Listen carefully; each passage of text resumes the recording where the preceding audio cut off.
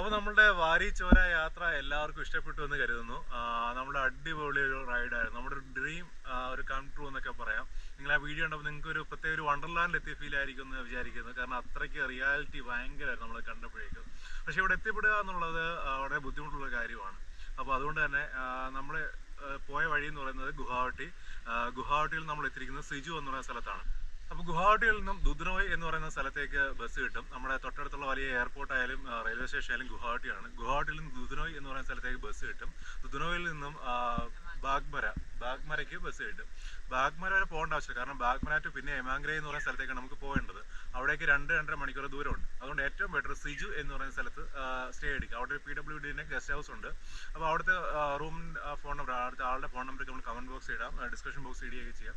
അപ്പോൾ അതിൽ വിളിച്ച് നിങ്ങൾ ഒരാഴ്ച മുമ്പ് കൺഫേം ചെയ്യുക റൂം ഉണ്ടോ എന്ന്. കാരണം സീസൺ സമയമാകുമ്പോഴത്തേക്ക് ഇവിടെ സിജു കേവ്സ് ഉണ്ട്. അപ്പം നമ്മൾ അങ്ങോട്ട് പോകും. ആ സിജു കേവ്സ് കാണാൻ ഒരുപാട് വിദേശികൾ മറ്റും വരികയൊക്കെ ചെയ്യും. അപ്പം അവിടെ കുറച്ച് തിരക്കാവും, റൂമും കുറച്ചല്ലേ ഉള്ളൂ.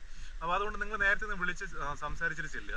അപ്പോൾ സിജുവിൽ നിന്നും പിന്നീട് നമുക്ക് പോകേണ്ടത് എമാംഗ്രേ എന്ന് പറയുന്ന സ്ഥലത്തേക്കാണ്. എമാംഗ്രയിൽ നിന്നുമാണ് നമ്മൾ ശരിക്കും വാരിച്ചോരയിലേക്കുള്ള യാത്ര ആരംഭിക്കുന്നത്. അപ്പോൾ എമാംഗ്രേ എത്തുക. എമാംഗ്രയിലേക്ക് പോകാൻ വേണ്ടി സിജുവിൽ നിന്നും ഷെയർ ടാക്സി കിട്ടുകയൊക്കെ ചെയ്യും. ബസ്സുണ്ട്, പക്ഷെ വളരെ റെയറാണ്. അപ്പോൾ അതുകൊണ്ട് അവിടെ നിന്നൊരു ഷെയർ ടാക്സിയിലും വിളിച്ച് പോകാം. നിങ്ങൾ സ്വന്തം ബൈക്കിൽ വരുന്നവരാണെന്നുണ്ടെങ്കിൽ ഒരു ഹിമാലയനോ എക്സ്പ്ലോർസോ അങ്ങനെയുള്ള എക്സ്ട്രീം ഓഫ് റോഡ് വണ്ടികളിൽ വരുന്നവരാണെങ്കിൽ സുഖമായിട്ട് അങ്ങ് വരെ കയറി പോകാം. എമാംഗ്രയിൽ നിന്നും വാരിച്ചോര വരെ കയറി പോകാം. അല്ലെങ്കിൽ 4x4 കാറുകളിൽ വരുന്നവർക്ക് സുഖമായിട്ട് കയറി പോകാം.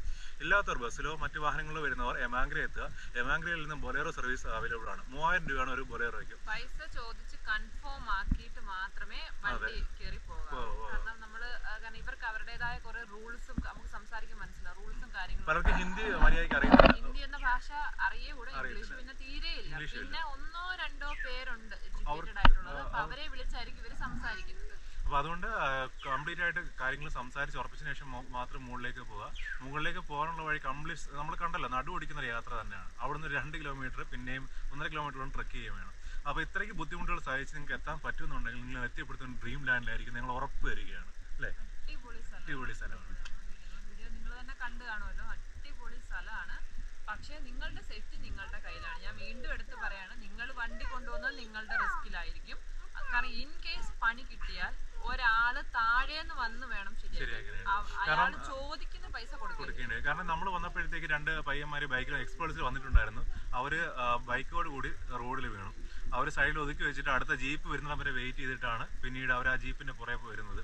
കുറച്ച് റിസ്ക് ആണ്. കാരണം കാടിനകത്ത് കരടി ഉൾപ്പെടെയുള്ള വന്യജീവികളുള്ള സ്ഥലമാണ്. അപ്പോൾ അതുകൊണ്ട് തന്നെ നമ്മൾ കൂടെ ആരെങ്കിലും ഉണ്ടെങ്കിലൊക്കെ തന്നെയാണ് ഒറ്റയ്ക്ക് ബൈക്കിൽ പോകുന്നവരായാലും കയറി പോകാവുള്ളൂ. അതൊരു ഫോറസ്റ്റ് ഏരിയ ആയതുകൊണ്ടുള്ള റിക്വസ്റ്റ് കൂടിയാണ്. അതും കുറച്ച് റിസ്ക് ആണ് എത്തിപ്പെടുക എന്നുള്ളത്. പക്ഷേ എത്തിക്കഴിഞ്ഞ് കഴിഞ്ഞാൽ ഒരു രക്ഷയില്ലാത്ത വ്യൂ ആണ്. സൂപ്പർ, ഒരു രക്ഷയില്ല. അപ്പോൾ ഈ വാരിച്ചോര എന്ന് പറയുന്ന സ്ഥലം റീസെൻ്റ്ലി ഫേമസ് ആയ ഒരു സ്ഥലമാണ്. അപ്പോൾ അതിനു മുമ്പ് ഈ സിജു ഓപ്റ്റ് ചെയ്യുന്നത് ഈ സിജു കേവിന് വേണ്ടി മാത്രമായിരുന്നു ടൂറിസ്റ്റുകൾ. അപ്പോൾ റീസെൻ്റായിട്ടാണ് ഈ വാരിച്ചോര ഫേമസ് ആവുകയും ഇപ്പോൾ ആക്ച്വലി സിജു കേവിനെക്കാട്ടി ഫേമസ് ആയി നിൽക്കുന്നത് വാരിച്ചോരയാണ്. വാരിച്ചോരയ്ക്ക് വേണ്ടി വരുന്നവരാണ് സിജു കേവിനെ വിസിറ്റ് ചെയ്യുന്നത്. അത് പക്ഷേ സംഭവം പൊളിയാണ്. നമ്മൾ നേരിട്ട് കണ്ട് എക്സ്പീരിയൻസ് ചെയ്താലേ പറ്റത്തുള്ളൂ. അപ്പം നമ്മൾ ആ വീഡിയോ കണ്ടിട്ടില്ലെങ്കിൽ നിങ്ങൾ ആ വീഡിയോ കണ്ടു നോക്കുക. ലിങ്ക് ഞങ്ങൾ ഡിസ്ക്രിപ്ഷനിലും അല്ലെങ്കിൽ മുകളിൽ വരും. അപ്പോൾ അത് ഒന്ന് കണ്ടു നോക്കുക. വേർത്തായിരിക്കും. നമ്മൾ ഒരിക്കൽ കണ്ടാൽ നമ്മളത് റിയലായിട്ടൊന്ന് എക്സ്പീരിയൻസ് ചെയ്യണം എന്ന് നമ്മുടെ മനസ്സ് കൊതിച്ചു പോകും. അത്രയ്ക്ക് മനോഹരമായ ഒരു സ്ഥലമാണ് ഈ റൂട്ട്. അതുപോലെ നല്ല സൂപ്പർ ഈ റൂട്ട് കണ്ടു കഴിഞ്ഞാൽ നമ്മളുടെ പഴയ കേരളം പോലെയൊക്കെ തോന്നില്ലേ. അതായത് ഇവിടെ കൂടുതൽ അടയ്ക്ക മരങ്ങളാണ്. അതപ്പം നമ്മൾ നിന്ന വീട്ടിലെ ചേട്ടൻ പറഞ്ഞതെന്ന് പറഞ്ഞു കഴിഞ്ഞാൽ 1 കിലോയ്ക്ക് 300 തൊട്ട് 400 വരെ ഡിപ്പെൻസ് ഓൺ ദ ക്വാളിറ്റി കിട്ടും. അപ്പോൾ ഒരു മരത്തിൽ നിന്ന് തന്നെ അവർക്ക് 10-12 കിലോ ഒരു സീസണിൽ. നമ്മുടെ അടയ്ക്കയല്ല അവിടുത്തെ. ഈ ബാഹുലിലൊക്കെ എല്ലാം വലുതായി കാണും. ഇത് അമ്മാതിരി സാധനങ്ങൾ അവിടെ ഉള്ളത്. നമ്മളായിട്ട് ചെറിയ സാധനമൊക്കെ അതിന് ഡബിൾ വലിപ്പമാണ് ഇവിടുത്തെ. അതെ. അപ്പം അങ്ങനെയുള്ള ഒരുപാട് കാര്യങ്ങളുണ്ട്. അതുപോലെ തന്നെ ഭയങ്കര ശാന്ത സുന്ദര സമാധാനമായിട്ടുള്ള ഒരു ഗ്രാമമാണ്. ഒരുപാടധികം ആളുകളൊന്നുമില്ല. ഇതാണ് ഇവിടുത്തെ മെയിൻ പ്ലാന്റേഷൻ എന്ന് പറഞ്ഞു കഴിഞ്ഞാൽ. അതുപോലെ തന്നെ ഇനിയിപ്പോൾ എത്ര ദൂരം നമ്മൾ പോയാലും ഒരു മെയിൻ ഇവിടുത്തെ സിറ്റി എന്ന് ഹൈടെക് സിറ്റി എന്ന് തന്നെ പറയുന്നത് സിജു ആണ്. പിന്നീടുള്ളത് എമാഗ്രിയാണ്. എമാഗ്രിയേക്കാൾ വലുത് സിജു ആണ്. അപ്പോൾ നമുക്ക് എന്ത് സാധനം വേണമെങ്കിലും വാങ്ങിക്കാനായാലും ഇൻ കേസ് നിങ്ങൾ റോഡ് ട്രിപ്പൊക്കെ വരുന്നവരാണ് റീഫിൽ ചെയ്ത് പോകാനുള്ളവരാണെങ്കിൽ മാക്സിമം സിജുവിൽ നിന്ന് തന്നെ റീഫിൽ ചെയ്ത് പോവുക. അതുപോലെ തന്നെ വരുന്നതിന് മുമ്പ് ഇവിടെ മഴയുണ്ടോ, ക്ലൈമറ്റ് എങ്ങനെയുണ്ട് എന്നീ കാര്യങ്ങൾ വളരെ വ്യക്തമായി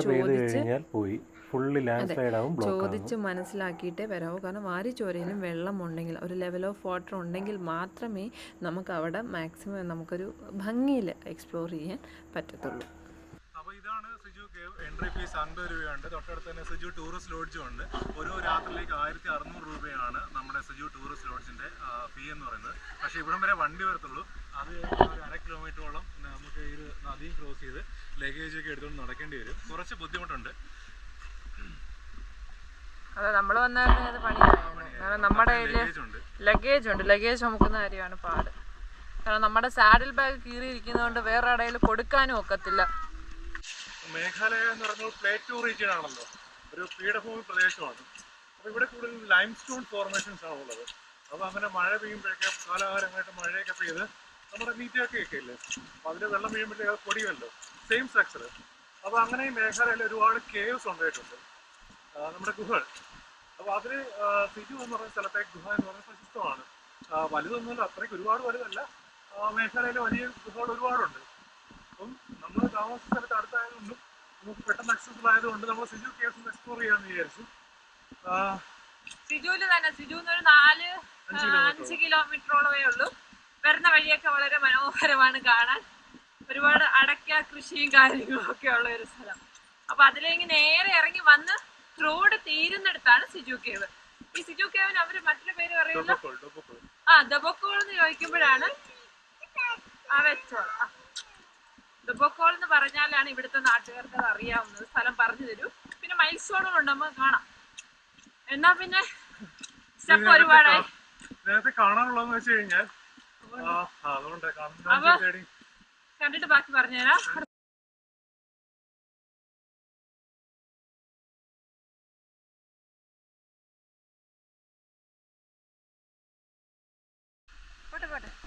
വരുന്നവര് ഒരു ടോർച്ച് കയറ്റരുത്, കാരണം ആ തിരുട്ടാണ്.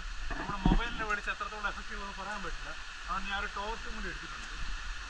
രാവിലെ 9 തൊട്ടാണ് ഇവിടുത്തെ എൻട്രി ടൈം എന്ന് പറയുന്നത്. അപ്പം ഞങ്ങൾ കറക്റ്റ് 9-ന് തന്നെ വന്നു. കാരണം നമുക്കിന്ന് ഒരുപാട് വലിയൊരു റൈഡ് ഉള്ളത് കൊണ്ട് നമ്മൾ മാക്സിമം ടൈം ഇവിടുന്ന് കിട്ടുമല്ലോ എന്നുള്ള രീതിയിൽ വന്നു. പക്ഷേ ഇവിടെ ആൾ വന്നിട്ടും ഒന്നും ഉണ്ടായിരുന്നില്ല. അങ്ങനെ ഞങ്ങൾ ദേ അകത്തേക്ക് കയറുകയാണ്. അപ്പം നമുക്കൊരു പേടിയുണ്ട് സേഫ്റ്റി മെഷേഴ്സിൻ്റെ കാര്യത്തിൽ. പക്ഷേ ആ കയറുന്ന ഭാഗത്തൊക്കെ കാണാനൊക്കെ നല്ല അടിപൊളിയാണ്. കുറേ നേരം നമുക്ക് അവിടെ നിൽക്കാനൊക്കെ പറ്റി. അപ്പോൾ നമ്മൾ ഇതുപോലുള്ള സ്ഥലങ്ങളിൽ നമ്മൾ വരുമ്പം ശ്രദ്ധിക്കേണ്ട ഒരു കാര്യം, ലോക്കൽസിനോട് മാക്സിമം തിരക്കുക, കാര്യങ്ങൾ അന്വേഷിക്കുക. അപ്പോൾ ഞങ്ങളിവിടെ കണ്ട ഒരു കാഴ്ചയാണ്. ഇത്രയും നല്ലൊരു ടൂറിസ്റ്റ് പ്ലേസാണ്. കണ്ടോ, ഭിത്തിയിലൊക്കെ നമ്മുടെ പണ്ട് സ്കൂളിലും ബെഞ്ചിലൊക്കെ എഴുതുന്നത് പോലെ എഴുതി ഇങ്ങനെ വെച്ചിരിക്കുകയാണ്. അപ്പോൾ തന്നെ നമ്മൾ മനസ്സിലാക്കുക എന്തുമാത്രം ഇമ്പോർട്ടൻസ് ആണ് ഇവർ ഇവിടെ ഇങ്ങനെയുള്ള സ്ഥലങ്ങൾക്ക് കൊടുക്കുന്നതെന്നുള്ളത്. പിന്നെ ഇവിടെ വരെ നിൽക്കുന്നുള്ളോ, പോയി നോക്കാം. അപ്പോൾ ഇതാണ് നമ്മുടെ സിജു കേവിൻ്റെ എൻട്രി പോയിന്റ് എന്ന് പറയുന്നത്. കുറച്ചുകൂടി വെട്ടമുണ്ട്. അത് കഴിഞ്ഞാൽ പിന്നെ നല്ല ഇരുട്ടാണ്. നമുക്കൊന്ന് പോയി നോക്കാം, അവിടെ വരെ പോകാൻ പറ്റുന്ന പോയി നോക്കാം. അപ്പൊ നമ്മൾക്ക് ഈ ഒരു സ്ട്രക്ചർ കാണുമ്പോഴേ മനസ്സിലാവും. കണ്ടോ, ഒരു ഉറപ്പില്ലാത്ത മണ്ണാണ് ഈ പാറയെന്ന് പറഞ്ഞു കഴിഞ്ഞാൽ. എന്താ, അതൊരു പാറയല്ല, അത് എന്തോ പറയുന്നേ, അത് ഒരു കട്ടിയില്ലാത്ത സ്ട്രക്ചർ അല്ലേ. വാരിച്ചോരയിൽ നമ്മൾ കണ്ട ടൈപ്പ് സ്ട്രക്ചർ അല്ലെങ്കിൽ ആ ഒരു രീതിയിലുള്ള പാറകളെ അല്ല, ഇത് എക്സ്ട്രീം ഓപ്പോസിറ്റ് ആണ്. ഇത് ഇവിടെ എല്ലാം ചെറിയ ചെറിയ ഹോൾസ് കാര്യങ്ങളൊക്കെ ഉണ്ട്. അതായത് വെള്ളം പല ഭാഗത്തൂടെ അരിച്ചിറങ്ങുന്നതായിട്ട് നമുക്ക് കാണാൻ പറ്റും. സംഭവം അടിപൊളിയാണ്.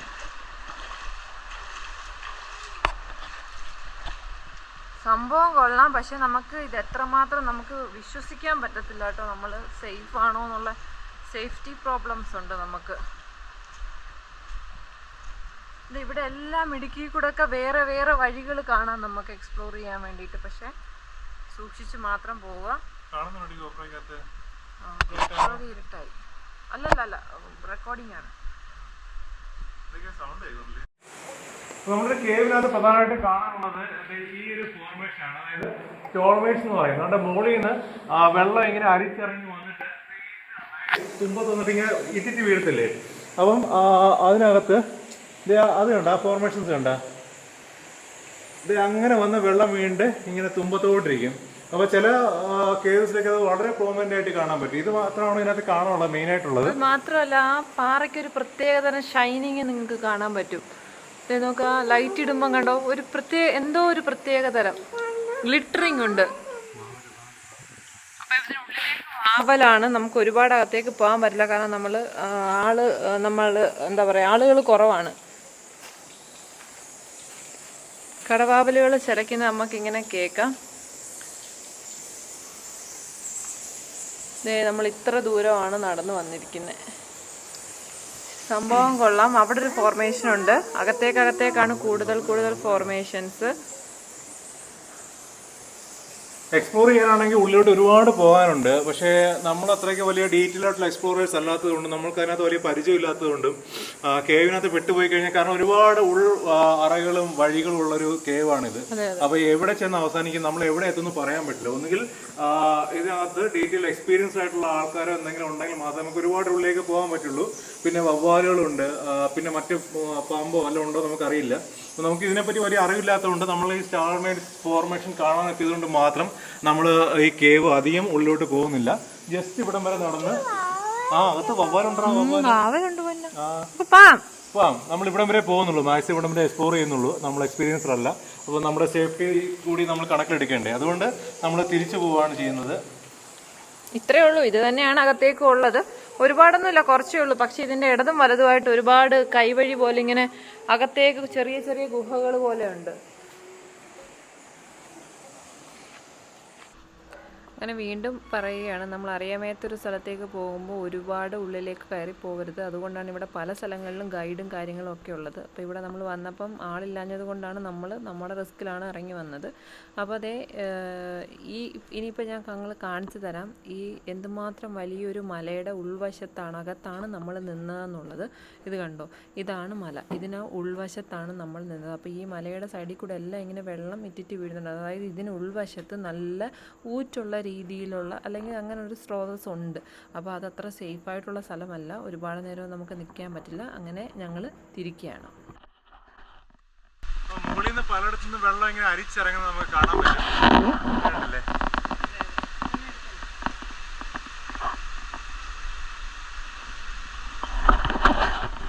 അപ്പോൾ ഇതുപോലുള്ള ഒരുപാട് അൺഎക്സ്പ്ലോർഡ് പ്ലേസസ് ഇനി മേഘാലയയിലുണ്ട്. നമ്മളെന്തായാലും ഒരു കേവ് കണ്ട സ്ഥിതിക്ക് ഇനിയും ഒരുപാട് കേവുകൾ മേഘാലയയിലുണ്ട്. നമ്മളെന്തായാലും ഒരുപാട് കേവുകളൊന്നും പോകുന്നില്ല. ഒരു കേവ് കണ്ടതുപോലെയൊക്കെ തന്നെ ഉള്ളൂ, ഒരുപാട് കേവ് ആയാലും. അപ്പോൾ അതുകൊണ്ട് നമ്മുടെ സിജു കേവ് നമ്മൾ അത്യാവശ്യം കണ്ടു. അതിനകത്തുള്ള ഫോർമേഷൻസ് ഒക്കെ കണ്ട് ഇനി നമ്മൾ നേരെ ഇവിടെ തിരിക്കുകയാണ്.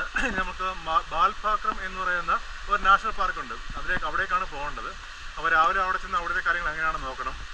അവിടെ ഈ പിക്ചർ പ്ലാന്റ് എന്ന് പറയുന്ന പ്ലാന്റ്സ് ഒക്കെ ഉണ്ട്. അതായത് കാർണിവോറസ് ആയിട്ടുള്ള പ്ലാന്റുകൾ, അതായത് മറ്റ് ജീവികളെ പിടിക്കുന്ന പ്ലാന്റുകളൊക്കെ ഉണ്ട്. അപ്പോൾ അങ്ങനത്തെ പ്ലാന്റുകളൊക്കെ ഉണ്ടെങ്കിൽ അതിനൊക്കെ ഒന്ന് കാണുക എന്നുള്ളതാണ് നമ്മുടെ ഇന്നത്തെ പ്ലാനിനകത്ത് ഉൾപ്പെടുത്തിയിരിക്കുന്നത് പറയുന്നത്. അപ്പോൾ ജസ്റ്റ് നമ്മുടെ യാത്ര ഇന്ന് ഇവിടുന്ന് ആരംഭിക്കുകയാണ്. സിജുവിൽ നിന്ന് ആരംഭിക്കുകയാണ്. നമുക്ക് ബാൽപാക്രം പോയി നോക്കാം. ഓക്കെ. അപ്പോൾ ഇനി നമ്മൾ ബാൽപാക്രം. ഓക്കെ, ടാറ്റ പറയണ അമ്മേ, നോക്കി പറ ടാറ്റ ഗൈസ് പറ.